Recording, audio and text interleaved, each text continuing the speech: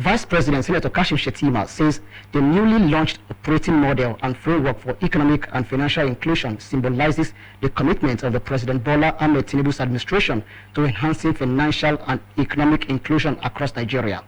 Senator Shettima spoke on Wednesday during the kick-off meeting for the initiative to set up an operating model for economic and financial inclusion, which aims to transform Nigeria into a $1 trillion economy by 2030.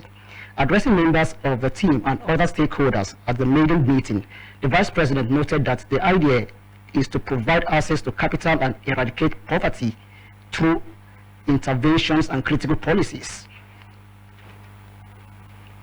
A nation is as successful as how she was able to cater for the lowest of the low, the poorest of the poor.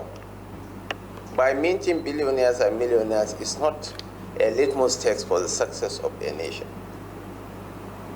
But the ability for the poor man to put food on the table, for the woman, the widow, to educate her kids. To me, these are the real yardsticks of measuring success. Also speaking during the meeting, technical advisor to the President on financial inclusions, Dr. Nuruddin Abubakar, reported substantial progress in implementing the ASO Accord on financial inclusion and a series of initiatives aimed at broadening financial access across the nation. We want to bring it to your attention that since the signing of the Accord, a lot of engagement has been going on. We appreciate the fact that we were able to source funding from Bill and Melinda Gates Foundation, under their partner, which is the Lagos Business School, whereby they are funding the operationalization of the Accord itself.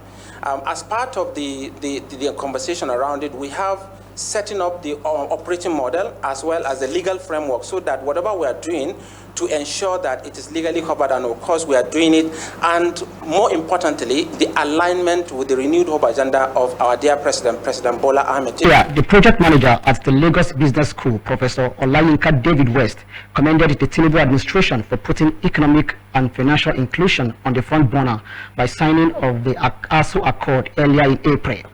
Your signing of the ASO Accord is really giving financial inclusion a seat at the table, and we really appreciate that because it aligns with the renewed hope agenda in terms of alleviating poverty and ensuring that no Nigerian is left behind.